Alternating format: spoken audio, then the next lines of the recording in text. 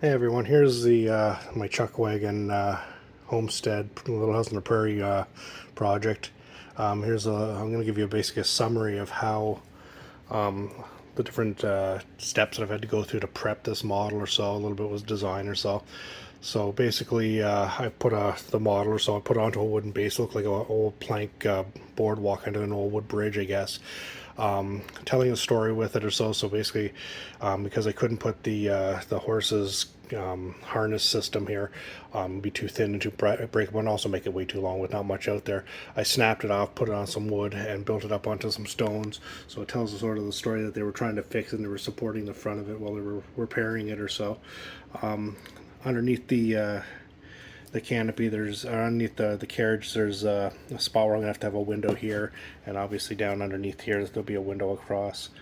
The details and things that I had to be really careful of is that you never want a tunnel unless there's a window in between the tunnel. Otherwise, you'll never get the latex off. So all the rocks, as I filled in this area here, don't know if that's going to show too well. Try and get some camera angles that'll show it.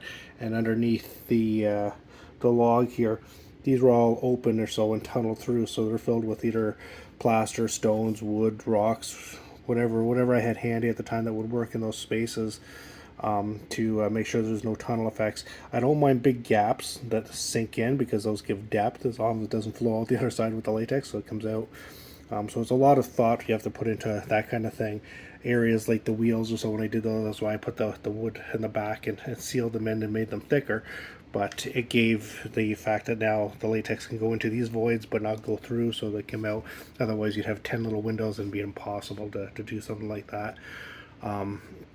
The whole thing is left very rough and very rustic. All the different colors you see here. So some of the Mod Podge that I use to glue these stones down with or so is still drying. So that's why some of the white is also polyfiller or sheetrock 20 or all those mixes. That's why it's white and it's still drying. The Mod Podge, I keep saying hodgepodge, that I used on the top hardened this up. It was like 4 or 5 coats of shellac and it wasn't doing it. Then I put the hodgepodge and I got rid of all the voids. Then that little shaver doohickey thing that I used to shave the fuzz off of it or so, and then put the Mod Podge over top, and that fixed that problem up. So it gave it a really nice texture. It did sag it a little bit, but I don't know if you can see this here, but it actually gave it that it's aged and it's a falling apart wagon kind of thing. It actually looks really good. I'm really happy with the way that's actually sort of hung on the top. The little tools and all that, any little voids were filled in. Anything that was copper or brass or has been covered in cardboard and sealed, so it still has the texture, so you can still see the lip. Like here, you can still see the lip, so these will stand out when the latex thing's done. Stones used to fill in bigger spaces, piles and stuff like that. A chunk of wood, firewood. Little pebbles used underneath the wheels to make sure there's no gaps to go through as tunnels.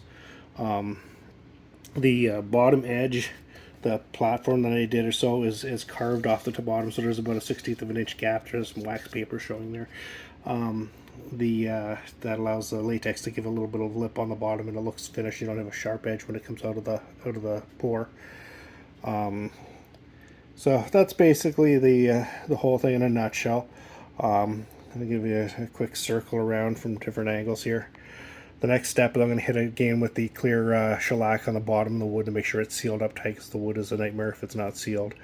And then one more quick coat over the top. I don't want to thicken this up with anymore because I want to keep the texture, but I want to have enough of it that it doesn't stick or give me any problems on the Mod Podge and all the rest of it here.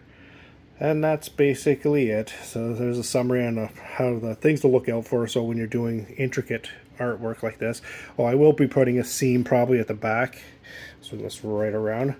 I'll probably put a seam down, probably down the center, maybe just offside, maybe down to one of the sides here, and down and under, so I can split the latex to get it off of this easel. So it'll basically lift off the back and then lift straight up and over.